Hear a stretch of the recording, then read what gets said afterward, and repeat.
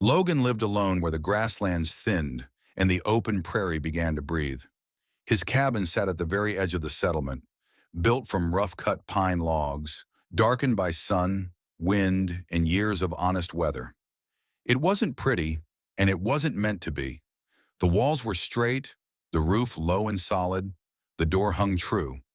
Out here, beauty mattered less than whether a house could stand when the sky turned mean. Most mornings, Logan woke before the sun. The prairie was quiet then, stretched wide and colorless, with only the sound of wind brushing the grass like a slow hand. He'd step outside with a tin cup of black coffee, steam curling into the cold air, and look over the land as if reading it, watching where the ground dipped, where water pooled after rain, where the soil held firm and where it didn't. He trusted the land more than people. The land never lied. Logan was a carpenter by trade, though out here that word meant more than shaping wood. He built homes for families who had nothing but a plot of dirt and hope. He raised barns and horse shelters, storage sheds for grain, fences to keep cattle from wandering into trouble. He knew how to set posts deep enough that frost wouldn't heave them loose, how to angle a roof so snow slid off instead of caving it in, how to choose the right tree for the right job. People said you could tell a Logan-built house without seeing his mark. If a storm rolled in from the west and everyone else's shutters rattled loose, his stayed quiet. If the wind howled hard enough to make men uneasy, his roofs didn't groan. That was where the saying came from, passed between settlers at trading posts and campfires alike. House Logan builds, the wind can't take. Logan never corrected them, never took pride in it out loud. He just worked. His life was simple in the way only hard lives ever are. A horse he trusted more than most men. Tools he kept clean and sharp. His axe, his hammer, his handsaw worn smooth where his palm rested. At night, a small fire outside the cabin, flames cracking while he cooked beans or salt pork in an iron pot. Coffee black, always black, no sugar, no fuss. He didn't drink much, didn't gamble, didn't stay long in town. Folks noticed that. They noticed other things too. There were whispers about Logan, stories that traveled just far enough to stay interesting. Some said he'd once worked a bigger piece of land, closer to the river, where money flowed faster and rules were tighter. Others said he'd been hired by someone important, someone who thought land could be controlled like numbers on a page. The story always ended the same way. Logan leaving without looking back after a disagreement over how things should be built. Wouldn't follow orders, some said. Knew the land better than the man in charge, others replied. Logan never spoke about it. When asked, he'd shrug once and go back to his work. Whatever had happened back there stayed buried, like a bad foundation best left untouched. That morning started like any other. The sun climbed slow, lighting the prairie in pale gold. Logan was tightening a strap on his saddle when he heard hoofbeats approaching from the east. He didn't reach for his axe. The rhythm was steady, unhurried. A rider pulled up near the cabin, dust on his boots, eyes sharp with purpose. He carried himself like someone sent, not someone wandering. "Logan," the man said, tipping his hat. "I was told I'd find you here." Logan wiped his hands on his trousers and nodded once. "You found me." The rider glanced at the cabin, then back at Logan. "There's a job, big one." Logan didn't answer right away. "Biggest wooden house this region's ever seen," the man continued. "Community build, storage, shelter, meeting space, solid work, hard ground." Logan's eyes narrowed just slightly. "Where?" The rider hesitated just long enough to matter. "Apache land, bordering the old trails." The wind moved through the grass, carrying the smell of dust and distance. Logan took a slow breath, feeling something shift deep in his chest. Not fear, not excitement, but the weight of knowing that certain jobs changed a man's path, whether he wanted them to or not. "Who's in charge of the land?" Logan asked. "Her name's Casa," the rider said. "She makes the decisions." Logan nodded once more, already aware that this wasn't just another house. The prairie stretched wide behind him, silent and waiting. Casa stood where the earth met responsibility. The Apache land stretched wide beneath her feet, open ground shaped by wind, sun, and memory. To others, it was just soil and grass. To Casa, it was inheritance, burden, and promise all at once. Every step she took across it carried the weight of those who came before her and those yet to be born. She was young, younger than most men expected someone in her position to be, but her presence erased doubt quickly. Casa did not raise her voice. She did not need to. Her silence was sharp, her gaze steady and cutting, like a blade napped from stone. When she looked at someone, they felt measured. Not as a threat, not as a friend, but as something that had to prove its worth. She was the daughter of the headman, raised not only in stories and ceremony, but in decisions. When her father grew ill, the responsibility did not wait for her to grow older or softer. It settled on her shoulders without asking. She learned early that hesitation cost land and kindness, when misplaced, cost lives. Casa oversaw the division of ground for new structures, storage houses, shelters, places where food and people would survive winter. Every post set in the earth, every wall raised, mattered. A poorly built house was not an inconvenience here. It was hunger. It was death. That was why she was hard. Not cruel, hard. She had learned the rules of survival before she learned comfort. The world beyond the prairie pressed in from every side. Settlers arrived with claims and papers. Traders came with smiles and sharp deals. Soldiers passed through with boots heavy enough to remind her that land could be taken, not just negotiated. So Casa trusted no one easily, least of all men who came from outside her people, and least of all white men who believed the land would bend to their plans. When she heard about Logan, she listened, but did not believe the praise right away. His houses don't fall, they said. He reads the ground like tracks, others claimed. Casa had heard such things before. Words were cheap. Wood split all the same if cut wrong. The day Logan arrived, she did not go to meet him with ceremony. No greeting fire. No welcome meal. He would not mistake her land for a place of softness. She stood near the chosen site, arms folded, watching as he dismounted.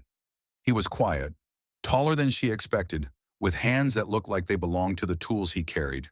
He didn't smile too much, didn't talk too fast.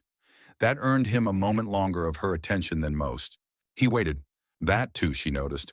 Casa stepped forward once, stopping just short of him. Their eyes met. He did not look away, but neither did he stare. He looked at her the way he looked at the land, careful, thoughtful.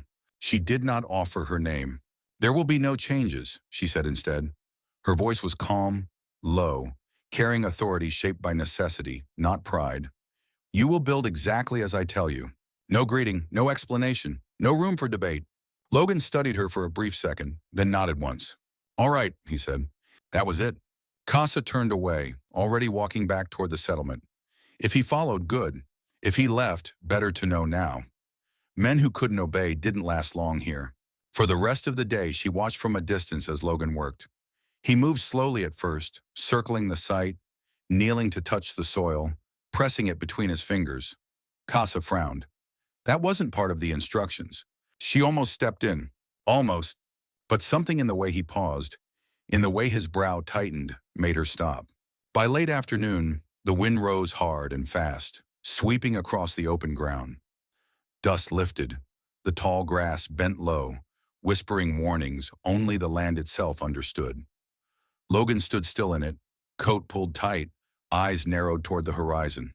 He walked back to where Casa stood. "The ground's soft, Juan," he said quietly.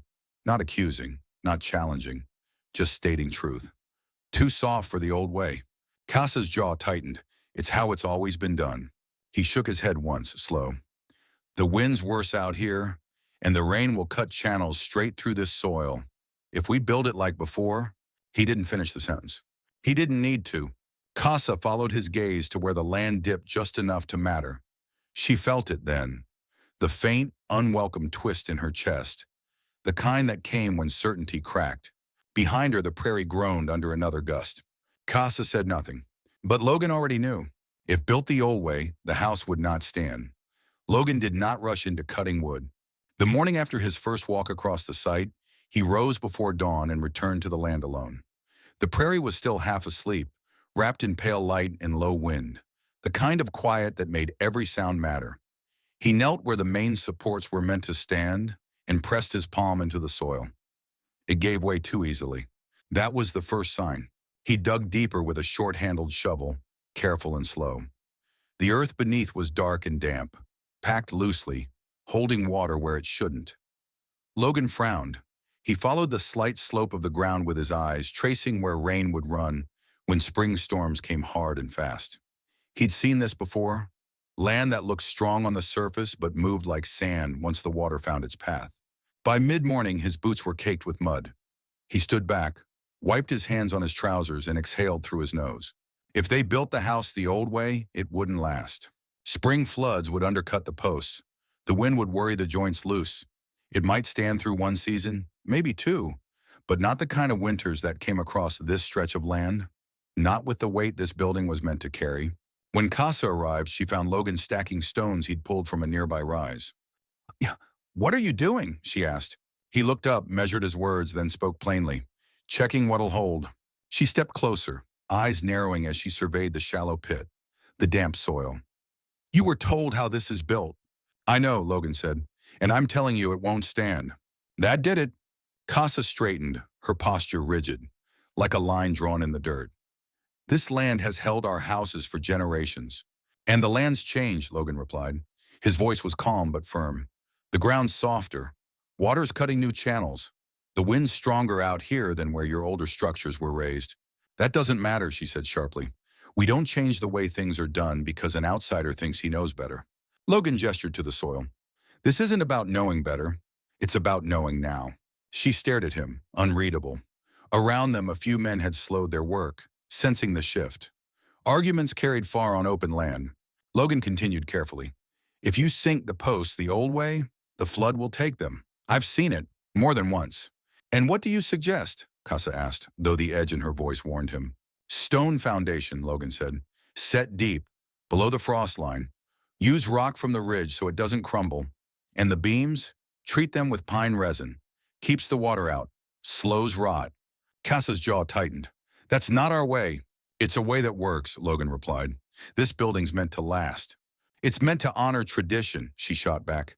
"Our people survived without your methods." "They survived because they adapted," Logan said before he could stop himself. The air went still. Casa stepped closer, her eyes hard now, not sharp but cold. "You don't speak for my people." Logan held his ground. "I'm speaking for the house you want standing when winter comes." Around them, the wind picked up, tugging at loose cloth and rattling tools. Dust lifted off the ground in thin sheets. Casa glanced toward the settlement, toward the elders watching from a distance, toward the eyes that judged every decision she made. Logan saw it then. Not stubbornness, but pressure. The kind that didn't bend without breaking something. "If this house fails," she said quietly, "they will say it was because I let an outsider change what should not be changed." "And if it fails the old way?" Logan asked. "They will say I was weak," Casa answered. "That I couldn't hold the line." Logan swallowed. He understood that kind of weight. Different shape, same burden. "I won't build something I know will fall," he said at last. Casa's eyes flashed. "Then you won't build here at all." The words landed heavy, final.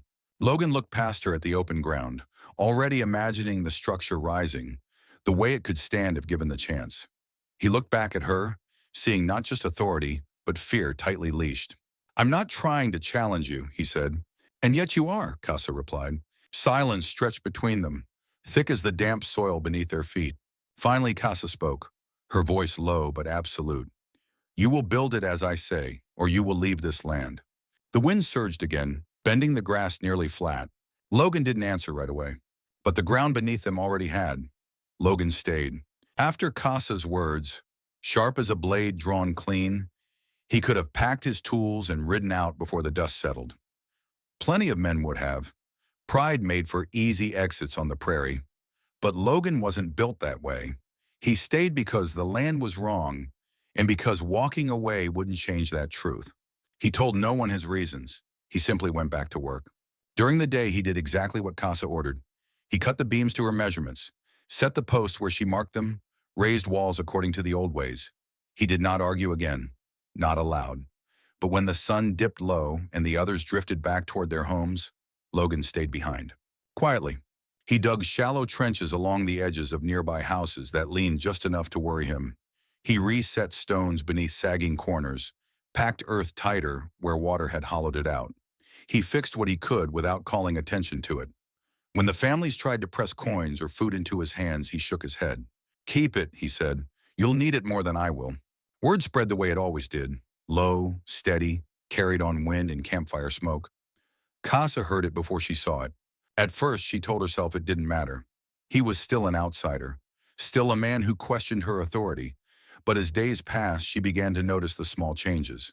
A house that no longer creaked when the wind rose. A doorway that closed true. Children playing near walls that no longer leaned. She didn't thank him. Instead, she watched. At night, the settlement settled into shadow. Fires dotted the land like fallen stars. Logan's fire burned a little apart from the others, just beyond the half-built structure. He sat close to it, sharpening tools or staring into the flames, the wind tugging at his coat. Casa passed by more than once, pretending purpose, feeling his presence like heat on bare skin. They spoke little. Sometimes their eyes met across the firelight. No challenge, no softness either, just recognition. Two people measuring the same distance from opposite sides. The wind never seemed to rest. It whispered through the grass, rattled loose boards, tested every joint and knot. Logan listened to it the way some men listen to voices. He could hear where it struck hardest, where it would worry the structure first. Casa listened too, though she would never admit it. She stayed up late in her father's old shelter, poring over landmarkers and counts of supplies by lamplight. Her fingers traced lines in the dirt maps, calculating space, planning for people who trusted her to make the right choices. When she finally stepped outside to breathe, she often saw Logan still awake, fire low, eyes lifted toward the dark. Once she noticed how tired he looked. That unsettled her more than anger ever had. Logan noticed her burdens as well. The way she carried herself straighter when elders watched. The way her shoulders sagged when she thought no one could see. He saw the weight of every decision etched into the lines around her eyes. Too heavy for someone her age, yet worn without complaint. They were not so different, he realized. Both bound to land. Both expected not to fail. On the fourth night, the wind turned sharp and cold. Clouds rolled in fast, swallowing the stars. Logan worked late inside the frame of the main house, checking joints, tightening lashings. He heard footsteps on the packed earth behind him and turned. Casa stood at the entrance, the flicker of a lantern throwing long shadows across the unfinished walls. "You're still here," she said. "So are you," Logan replied. She stepped inside, the smell of fresh-cut wood thick in the air. The space felt smaller with her in it. The walls trapped sound. The wind outside moaned through gaps not yet closed. "You're making changes," she said quietly, eyes scanning the supports. "Fixing what I can," he answered. "That wasn't our agreement." "No," Logan said, "it wasn't." Her jaw tightened. "You think I don't see what you're doing?" "I think you do," he said, meeting her gaze. "And I think you're afraid to say it out loud." The lantern swayed slightly as a gust hit the structure. The walls creaked in response, just enough to be heard. Casa's breath caught. "This house will stand," she said, more to herself than to him. "Not like this," Logan replied. Silence slammed down between them, heavy in charge. The wind howled again, rattling the beams overhead. Casa's voice rose sharp with frustration. "You don't get to decide what this land needs, and you don't get to ignore what it's telling you," Logan shot back. The argument ignited then, fast and fierce, words cutting through the half-built space like sparks in dry grass. Outside, the prairie bent under the rising storm, and inside the unfinished house, something that had been held back too long finally broke loose. The storm arrived without warning. One moment the wind was sharp but steady, testing the half-built walls like a curious hand. The next, the sky darkened hard and fast, clouds rolling low over the prairie as if pulled by something angry. Rain followed in heavy sheets, striking the open ground with a force that flattened dust and darkened the soil in seconds. Logan barely had time to secure his tools before the wind drove the rain sideways. Casa was already inside the structure, having stepped in to escape the first blast. The unfinished house groaned as the storm took hold, loose boards rattling, beams shuddering, the roof frame whining under pressure it wasn't yet built to bear. They were stuck. Outside, the prairie vanished behind a curtain of rain. The nearest shelter was too far. Lightning split the sky, thunder following close enough to be felt in the chest. Casa set the lantern down hard. Its flame jumped, throwing wild shadows across the raw wooden walls. The space felt smaller now, closed in, filled with the smell of wet earth and fresh timber. "This is exactly why we follow tradition," she said, her voice raised over the wind. "Because storms like this don't care about your ideas." Logan braced a beam instinctively as a gust slammed into the frame. "And this is exactly why the old way won't hold," he shot back. "Feel that? The ground's already shifting." She rounded on him, anger flashing hot and bright. You think I don't feel it? You think I don't hear every creak? Then listen to it, Logan said, stepping closer despite himself. It's telling you. Enough, Casa snapped. You don't get to speak for this land. The wind howled again, louder, forcing them closer together without either of them meaning to. Rain leaked through gaps above, dripping cold down Logan's neck. Casa's braid had come loose, dark strands clinging to her face. You will stop this, she said, voice tight. You will finish the house my way, or you will leave. Tonight. The words hit harder than the storm. Logan stared at her, chest rising and falling, weeks of restraint cracking open all at once. If I leave, he said slowly, this place will pay for it. That's not your decision, Casa replied. This is my land. And I won't be the man who builds something he knows will fall, Logan said. Another blast of wind slammed into the frame. The structure shuddered. For a heartbeat, both of them froze, listening, waiting to see if it would give. It didn't. The silence afterwards stretched long and heavy. Casa's breathing was fast now, her eyes bright with more than anger. You think you're standing up to me, she said, but all you're doing is proving you don't belong here. Logan took one step forward, not in challenge, not in threat, just forward. I'm standing where the truth is, he said quietly, even if it costs me everything. For one more step, Casa warned, her voice low and shaking now. I'll have you driven off this land. Logan didn't stop. The storm roared outside, rain hammering the half roof, the world reduced to noise and motion. Inside, the space between them vanished. For a long moment, neither spoke. Then it happened. Not gently, not carefully. It wasn't planned or tender or wrapped in apologies. It was raw and sudden, born of anger, fear, and something neither of them had named but both had felt tightening day by day. Logan grabbed her, not softly, not asking. Casa stiffened for a heartbeat. Then she was there too, hands gripping his coat, pulling him closer as if to anchor herself in the chaos. Their mouths met hard, teeth nearly clashing, breath stolen and shared all at once. It wasn't romance. It was collision. The release of everything held back. The weight of responsibility, the constant watchfulness, the loneliness of standing alone. The kiss tasted like rain and wood and something dangerous. Then it broke.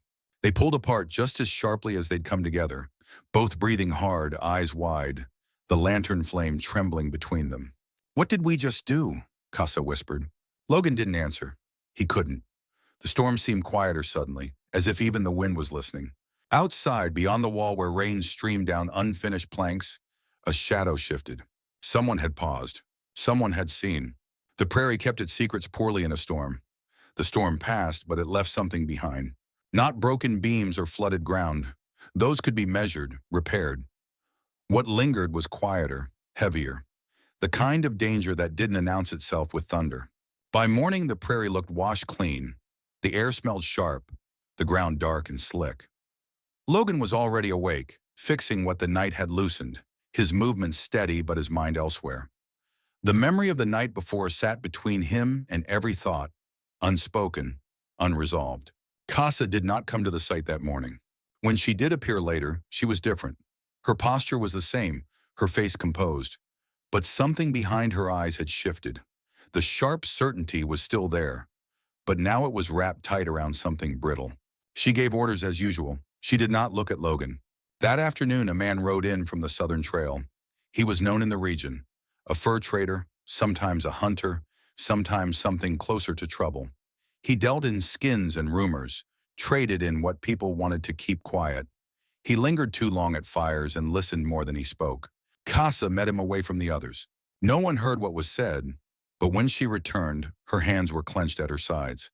Her jaw was set so tight it ached. That night she came to Logan's fire. She stood just beyond the edge of the light, where shadows softened faces and hid truths.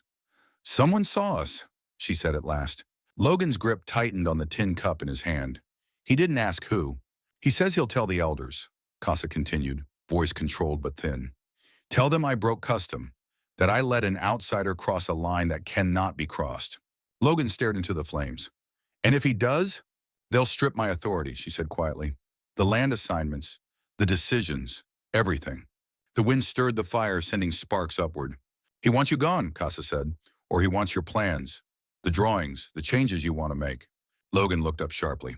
He wants to sell them. Yes. Silence settled in, thick and final. Casa drew her shawl tighter around herself. I won't give him what he wants, she said. I won't let him decide this land's future. But if I stay, Logan said slowly, he wins anyway. She didn't answer. That was answer enough.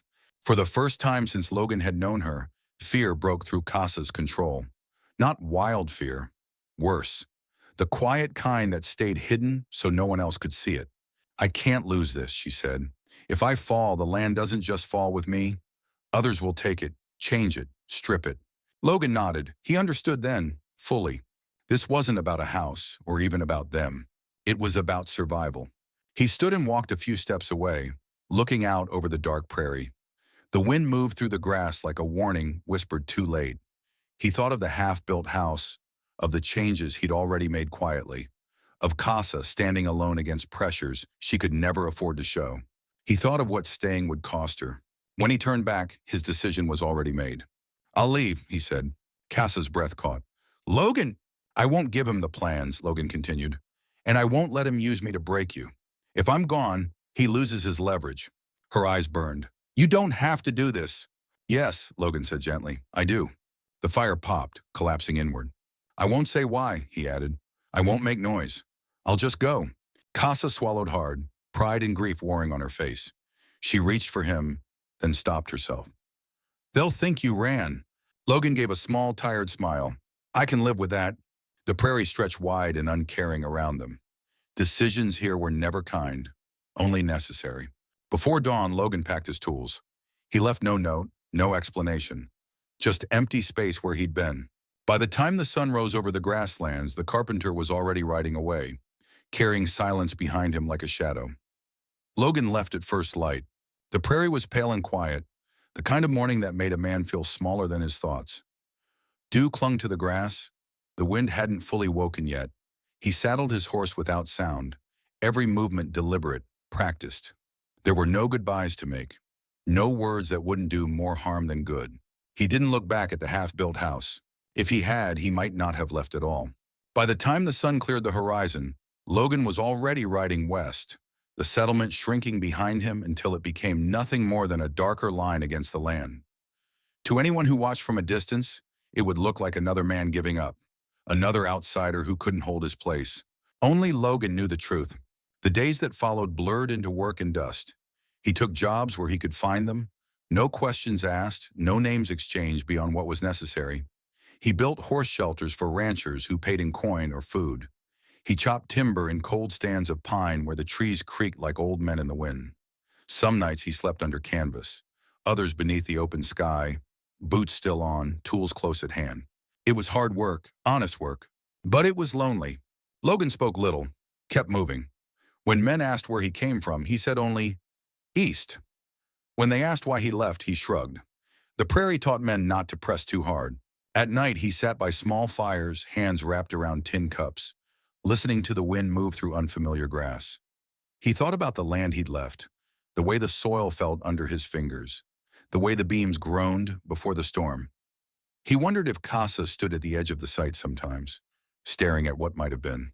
He wondered if she hated him for leaving. Weeks passed. Then came the storm.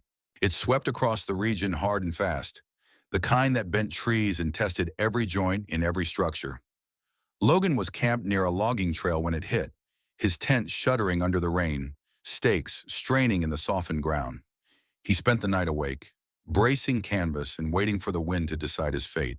By morning, the rain had moved on, leaving behind wreckage and stories. Logan heard them first at a supply stop 2 days later. Men gathered around a rough table, voices low and animated. Storm tore through hard, one said. Took down 3 barns north of the creek, another added. But that Apache build held, a third remarked. Didn't even lean. Logan's hand stilled around his coffee. What build? He asked carefully. The big wooden house, the man replied. The one on the edge of their land. Everyone thought it'd go. Didn't budge. Folks say whoever built it knew what he was doing. Saved the stores, saved people. Logan said nothing. He finished his coffee and stepped outside, the words settling heavy in his chest. Relief came first. Quiet, steady. Then the ache followed close behind. The kind that came when a man did the right thing and paid for it anyway. His way had worked. The land had listened. And Casa would still be standing. That knowledge carried him through the next stretch of wandering. He worked longer hours, pushed himself harder, as if labor could keep thoughts at bay. But some nights when the fire burned low and the wind shifted just right, he saw her face in the flames. Sharp eyes, controlled strength, the moment of fear she tried to hide. One evening, rain began to fall again. Not a storm this time, just a steady, soaking rain that turned ground to mud and weighed down the air. Logan had pitched his tent near a stand of cottonwoods, the canvas already darkening with water. He sat inside, boots off, tools laid out beside him, listening to the rhythm of rain on cloth. Then he heard footsteps, slow, careful. Logan reached for his knife, senses sharpening.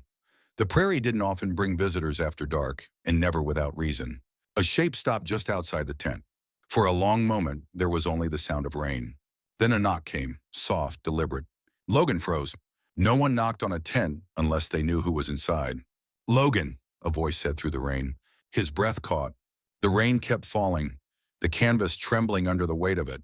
And the past, which he'd ridden so far to escape, had finally found him again. The rain soaked everything. It darkened the canvas of Logan's tent, softened the earth beneath it, and pressed the night in close, as if the prairie itself were listening. Logan pushed the flap open slowly, his heart pounding harder than it had in any storm. Casa stood there. No beads, no feathers, no symbols of rank or responsibility. Just a plain wool cloak pulled tight around her shoulders, rain streaking through her dark hair. Her face was pale in the dim light, stripped of command, stripped of armor. For the first time since he had met her, she looked like a woman carrying more than she could hold. "Come in," Logan said quietly. She hesitated only a moment before stepping inside. The tent was small, canvas, rope, a bedroll, tools laid out with care. The smell of wet earth and pine resin filled the space. Water dripped from the edge of her cloak onto the ground between them. They stood there in silence, the rain filling the gap neither knew how to cross. "I followed your tracks for 2 days," Casa said finally. Her voice trembled, then steadied. "I asked where the carpenter went. People remembered you. They always do." Logan swallowed. "You shouldn't be here." "I know," she said, "but I couldn't stay there without understanding why." She reached up and pushed her hood back. When she did, the control finally broke. Her eyes shone, then overflowed. Tears cut clean paths down her cheeks, mixing with the rain. Logan had seen storms tear roofs apart. He had never seen Casa cry. "I thought you left because you didn't care," she said, the words coming faster now. "I told myself you chose the easier road, that you were like the others." Her hands clenched in the fabric of her cloak. "I was wrong." Logan closed his eyes briefly. "I didn't want you blamed," he said. "If I stayed, they would have taken everything from you." Casa nodded, tears falling freely now. "He lied," she whispered. "The traitor. He twisted the story when he spoke to the elders. Said I lost control of you. Said you tried to force changes for your own gain." Her breath hitched. "But the house stood, through the storm. Everyone saw it. They asked how. I told them the truth, that you understood the land better than anyone." She stepped closer. The tent felt suddenly too small to hold what was being said. "They know now," Casa continued. "They know you left to protect me, to protect the land." Logan looked at her. Really looked. No sharp authority, no guarded distance. Just truth, raw and unhidden. "I never meant to hurt you," he said. "I know," she replied. "And that is what hurts the most." The rain softened, becoming a steady whisper instead of a roar. In that quiet, Casa reached out, her fingers brushing Logan's hand. He didn't pull away. When she leaned in, the kiss that followed was nothing like the first. There was no anger in it, no fire breaking loose. It was slow, careful, a question, not a demand. Logan rested his forehead against hers, their breaths mingling. The kiss carried relief, sorrow, and understanding all at once. It tasted of rain and long roads and things nearly lost. When they pulled apart, Casa stayed close. "I won't run anymore," she said. "Not from them. Not from this." Logan searched her face. "Going back won't be easy." "I know," she answered, "but I won't face it alone." Outside, the rain continued to fall, washing the prairie clean. Inside the tent, something settled into place at last. Not certainty, not peace, but resolve. They would not disappear into the wide land. They would stand. They returned at sunrise. Not as a carpenter hired for his hands, not as a leader hiding behind authority.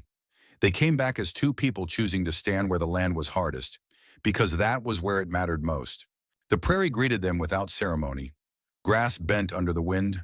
The soil still carried scars from the storm, dark and heavy with memory. Some watched from a distance, Apache elders, young men, settler families who had learned to measure truth by what survived the weather. Casa walked at the front. No raised voice, no commands, just presence. Logan followed, his tools on his shoulder, his steps steady.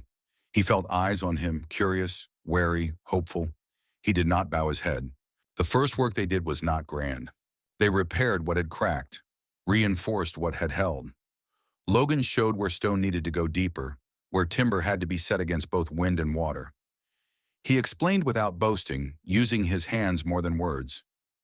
Young men watched closely, some Apache, some sons of settlers, all drawn by the same quiet authority. Casa stood beside him, translating more than language.